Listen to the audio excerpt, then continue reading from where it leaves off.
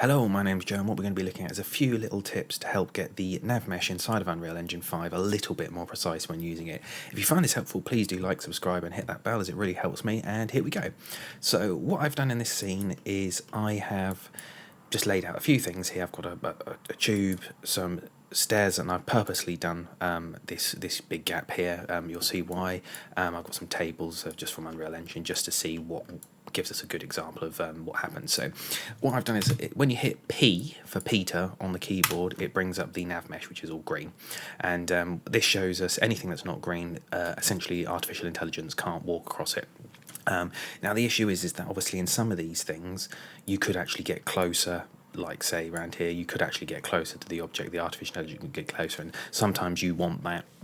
And these are just a few little tips that you have to adjust, tweak, etc. To find what's best results for you. So what we do is we go to our, I've just typed in the outliner, I've just literally gone to search, typed nav, and we want to get to the recast mesh. So what we do is click on that, and if we scroll down to generation, this is where some of our settings are for our Navmesh. Now, when you read the documentation, they suggest that you put like the cell size between, I think they said that's something like 3264. When you do that, the actual quality of the Navmesh decreases. Now, obviously, with the cell size, what this does is this, from what I understand, is this breaks up the Navmesh into more squares essentially, so you get more accurate results, but in turn it takes longer to calculate. So an example of this is if we say put that down to 5, you'll see that this gets closer to the mesh. I think when you go down to 0, it has no. Oh, you can't. Well, you can see there what's happening now. How much longer it's taking to calculate that nav mesh. So what we'll do is just leave it at 5 for the minute. So that's one of the settings you can adjust. Generally, I don't use that because, as you can see here, we're starting to get stuff on top of the tables and things like that. It's obviously helped with the steps here. So what I'll do is I'll just tweak that back to 19 as default, just so you can see what's going on. So another one here that I like to adjust is the agent radius. So I generally put that at about 15, and you can see here it's brought it in closer to, say, this cylinder here.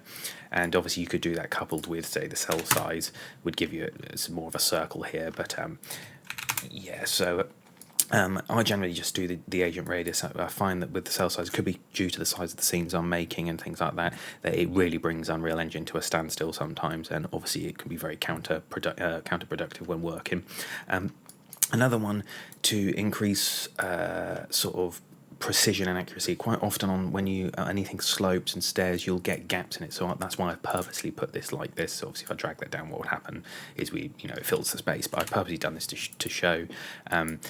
What we can do is if we go to our recast again, we have the slope maximum. So it's like up saying 45 degrees and a slope step height. I think that's the large. Yeah, it says there. So from what I understand is that how much can the artificial intelligence step basically, and so obviously you have to be careful with these because obviously you don't want to be like have the artificial intelligence saying stepping from here all the way up to here. It can be unnatural, or maybe you do. You might have a flying mechanic or something like that, jump mechanic. But yeah, so what we can do is we can adjust the max slope, and then I generally put the max height if I need to do it at 90, and you can see straight away here that that's now given us a route up the stairs. You also have to be mindful that this can introduce other things. So we've got like this little thing here where it's sort of created a slope off of the edge here to get for the artificial intelligence to get up. But you can use things like Navmesh blocking volumes and things like that to stop that. You also got to be careful of things like the chairs here. Suddenly we've got say your artificial intelligence can suddenly climb on a table and climb on a chair. It's that kind of thing. Another one as well is you've got. So what I'll do is I'll just set that back to what it was. Let's do it. There we go. You've also got, if we go up to the little square with the green mark, we type in nav, and we want the link proxy. And what this will do is, when you select the link proxy, you've got these two like diamonds, let's say. And what you can do is you can say, I want to cut that. So you drag that up to, say, the stairs, and it has to be on a nav mesh, so there has to be a nav mesh at the top of the stairs. You can't say just put it on the white here where there's nothing.